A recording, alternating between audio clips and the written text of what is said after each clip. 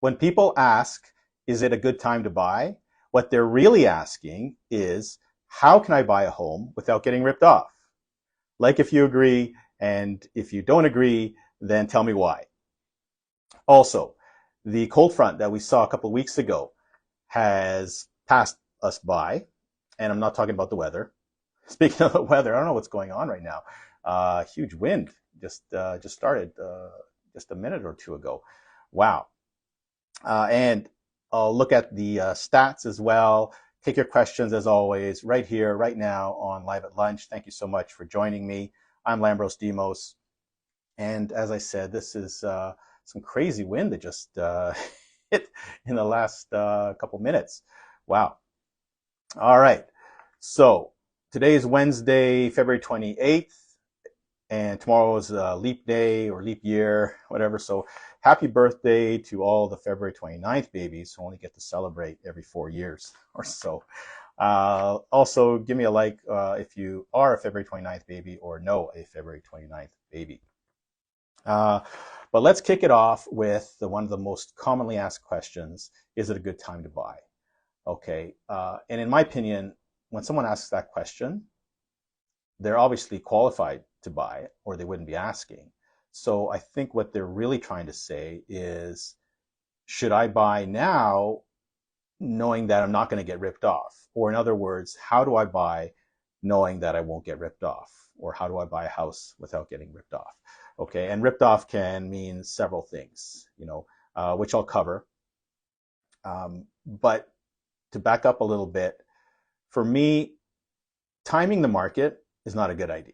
Okay, time in the market is a much better idea, because historically we have seen real estate prices go up.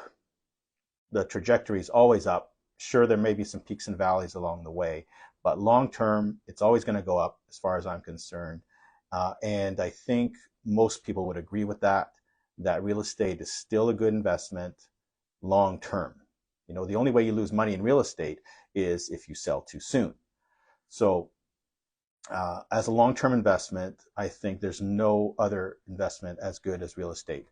So getting into the market as a first-time home buyer, I'm sure it's going to be a little nervous, even if you're not a first-time home buyer. With all the other noise going on, interest rates, all this talk in the media about markets going up and down, the long-term game, it's always going to go up. Okay.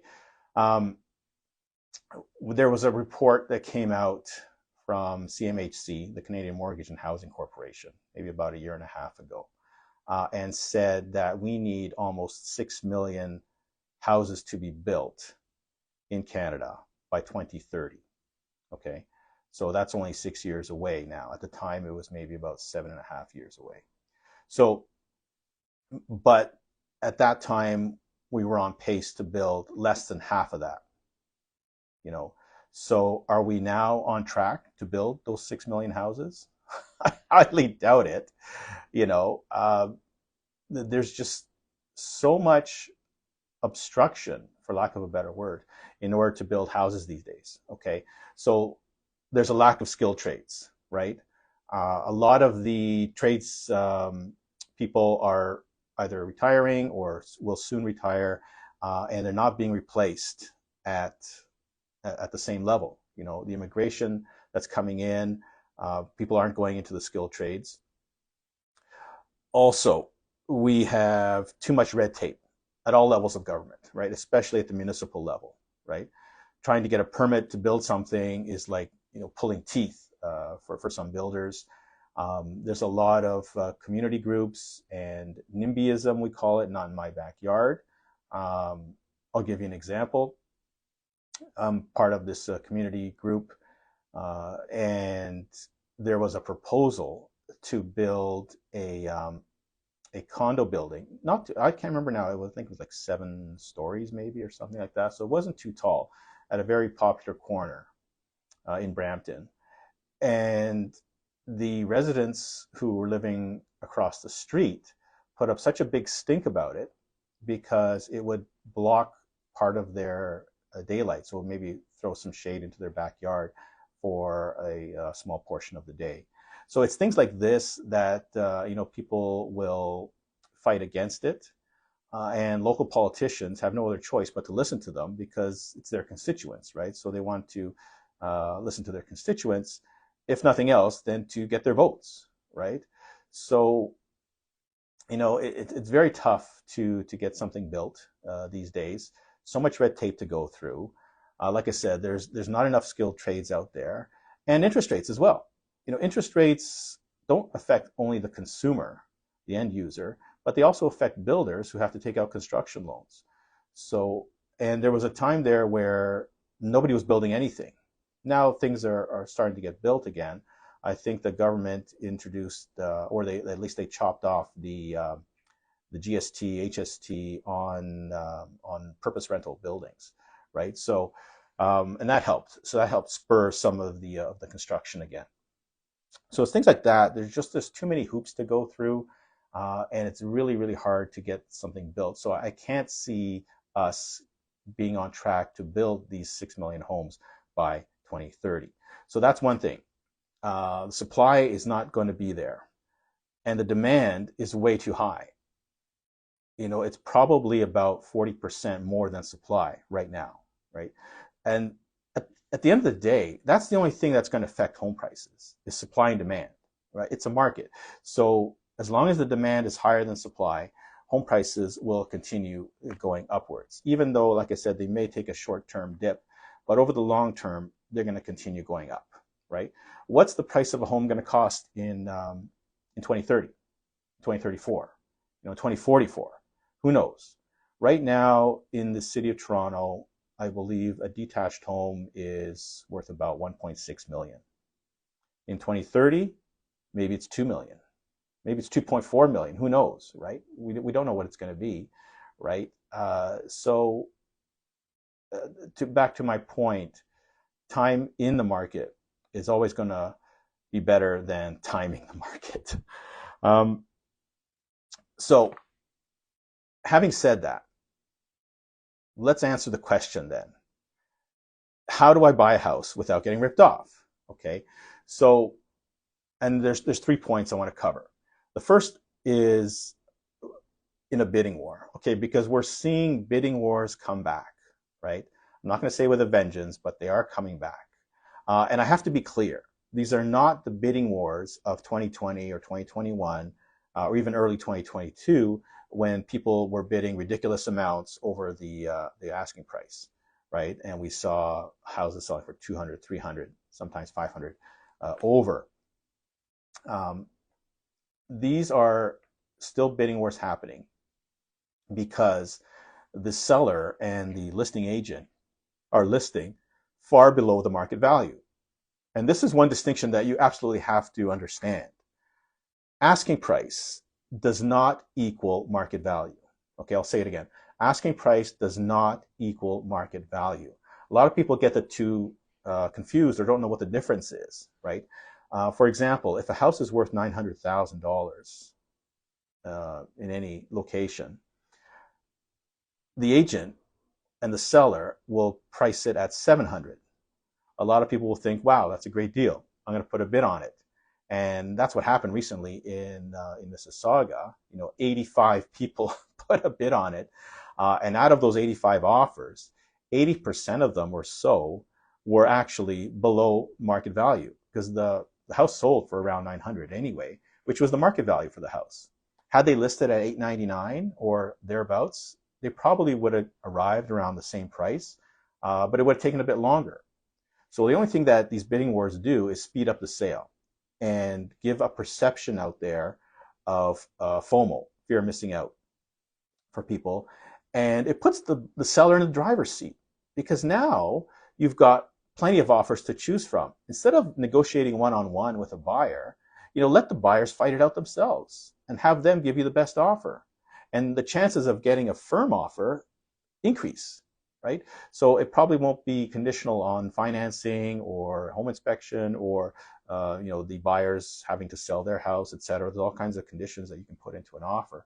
But when a buyer has to compete against other buyers, the chances of them dropping those conditions increase. Okay, so from a buying perspective, though, if you want to make sure that you're not going to overpay for something, you have to determine what the market value is of that property, and forget everything else. Forget the number of offers. Forget all that stuff. Have your realtor determine what the right market value is for that property, right? And then they can provide you that number. And if you're comfortable with that number, then put your offer in at that number, right? There's no point putting in an offer below the market value, because all you're doing is driving up the price for somebody else, right? Because again, remember, the other buyers don't see what the prices are, right? They only know that there's 85 offers on the place, or even if it's 5 offers, it doesn't matter. Once you're in competition, you're more likely to bid up, right? And if your offer is a lowball offer in a bidding war, it's first of all, it's not going to get you the house, right? And secondly, all it's going to do is going to drive up the price for somebody else, and thus drive up the price for the neighborhood, making it harder for you to buy your next property down the road. So unless your offer is going to be competitive and it's going to be at around market value, then don't put it in, would be my suggestion. But that's off on a tangent. Anyway, have your realtor determine what the market value is of that property and put your offer in around there if you're comfortable with it. Now you're going to say, well, how do you determine market value? Well, this is where an experienced realtor comes in that knows the neighborhood. This is critical, folks. Your realtor needs to know the neighborhood. If they're driving an hour out of town, or 2 hours out of town, they may not know the nuances of the neighborhood, so may not be able to give you the proper market value of that particular property, right? And make sure your realtor is experienced. I touched on this a couple of weeks ago, I believe. There's over 73,000 realtors in the GTA with the Toronto Regional Real Estate Board. Half of them do one deal or less per year. One deal or less, okay? So unless your realtor is active in the community, has done a few sales, knows the market inside and out rather, then your chances of getting ripped off increase, okay? So it's critical that you get an experienced realtor who knows the area that you're looking to buy in. So that's number one. Number two has to do with getting a mortgage, okay? So make sure you work with a professional mortgage broker, okay? Like realtors, there's a dime a dozen mortgage brokers out there. And if your broker is asking you to pay a fee simply to fill out an application, then run, don't walk away, okay? You should not be paying a fee to fill out an application, right? Some mortgage brokers will charge a fee, but that's only if they can't get you conventional lending, right? And what I mean by traditional or conventional lending is the banks, the traditional banks, et cetera, the A lenders, right? The top of the chain. Because there's A lenders, there's alternative lenders, and then there's private lenders.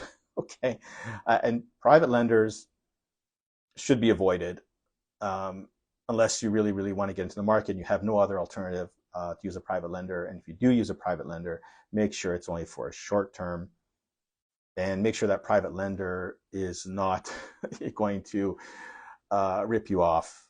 Well, they're probably going to rip you off to some degree, but make sure they're not going to take your firstborn as well. I'll tell you a story. When I bought one of my first properties, I had to use a private lender because I couldn't get traditional financing. And a private lender is just a person or a corporation, right, who has some money. And so this guy, absolutely ridiculous, the fees he was coming up with. Every day there was a new charge. And it was interest only, so be aware of that as well if you're doing private lending, because you're not paying down any principal, so you're basically running on a hamster wheel. And then when it came, when the term was up, the 12 months were up, I wanted out, and he wouldn't even let me pay the loan off, or like not even one day early. So I believe it was it was early August sometime. I think I want to say August 2nd or 3rd or 4th or something like that. Let's say August 3rd it was. And August, I said I want to pay it off. Not even August 2nd, you couldn't pay it off because they would charge me a penalty. So absolutely ridiculous. And the other thing was that I had a funny feeling that they were going to try and cash all my post-dated checks because I had given them, I was paying it off in August. And I remember I had given them a post-dated check for September as well. And I had a funny feeling that even though I had paid off the mortgage and had it discharged, that they would try and cash that check. So I called my bank and put a stop payment on that post-dated check for September. And sure enough, when I had contacted the bank after, or I got some kind of notification that somebody had tried to cash that post-dated check. So be aware of private lenders out there and make sure they're vetted by your mortgage broker, so that you don't fall into this trap. Okay, so that's reason number two, I guess, how not to get ripped off by buying a house in today's market. And reason number three is always get a home inspection. Okay, home inspection, it may cost you a few $100, but it's well worth it, because if you're spending, let's say you're spending, almost $1 million on a house, what's an extra $500 to make sure what you're getting, right? Even just as knowing like where you need to address the first year, what to fix and what not to fix, because it might cost you more money over time, right? So even if you don't use it as a way to back out of the deal, but you use it just for yourself, so you can know, okay, there's X, Y, and Z list of things I need to do, but X is a priority because this is going to cost me money over the next 12 months, so I have to get it fixed right away. Let's say it's a leaky roof or something like that that needs to be fixed right away. So you put that on top of your priority list, right? And even on new construction, right? A lot of people think that they don't have to get a home inspection on new construction, but I would still do it, especially if it's a low-rise home. In a condo, maybe not so much, because all the big ticket items are covered by the condo corp anyways, usually windows, there's no roof to worry about, there's no basement to worry about. But in a low-rise home, I would still get a home inspection on it. There's been so many examples lately out on social media. I put a post up as well about this builder in Meaford, Ontario, where I think 14 of their houses had to be either like rehabbed, or 3 of them were actually destroyed. So it was a better option for people to demolish the house rather than fix it. There was that much structurally wrong with the place that it had to be demolished. Okay, and this is brand new construction. People were only living in it for 2 years. They had to move out after 2 years because either their home was being demolished or they had to do some major repairs to it. And actually, one of my home inspector followers, I think Twin Peaks, I'm going to give you a shout out, had put up a post recently about a brand new build, and there was no caulking at the top of the pillars outside, right, allowing water to penetrate. And not only was there no caulking up there, but there was huge holes up there, again, allowing water to penetrate in there,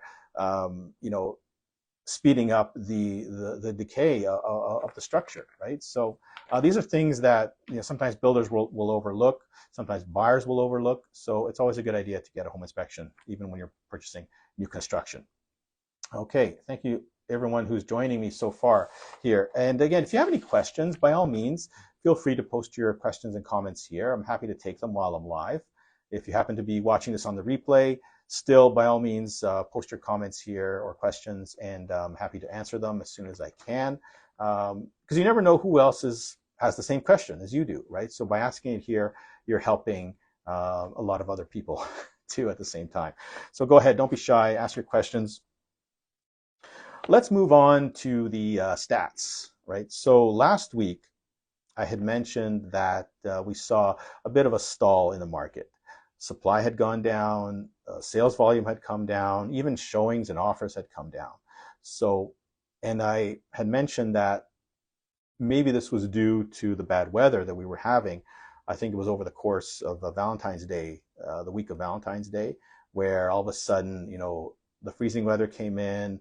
We had a snowstorm or two, I believe, as well. So winter finally decided to show up, in these parts.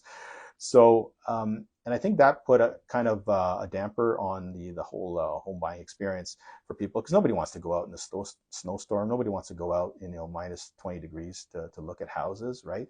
So I had blamed it on the weather, and it very well could be the weather, because we saw a bounce back. So from last week to this week, everything seems to have bounced back up. Everything is pointing back upwards. I'll give you an example here. Offers.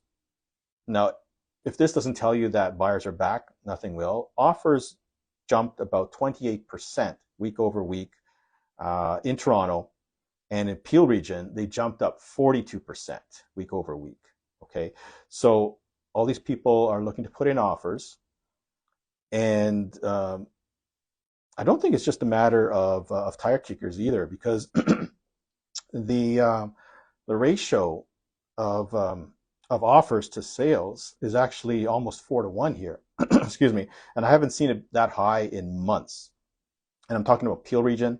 So we had a 42% increase in offers, but only 11% increase in sales volume. So, and I attribute this to bidding wars. Okay, so I mentioned earlier that bidding wars are back.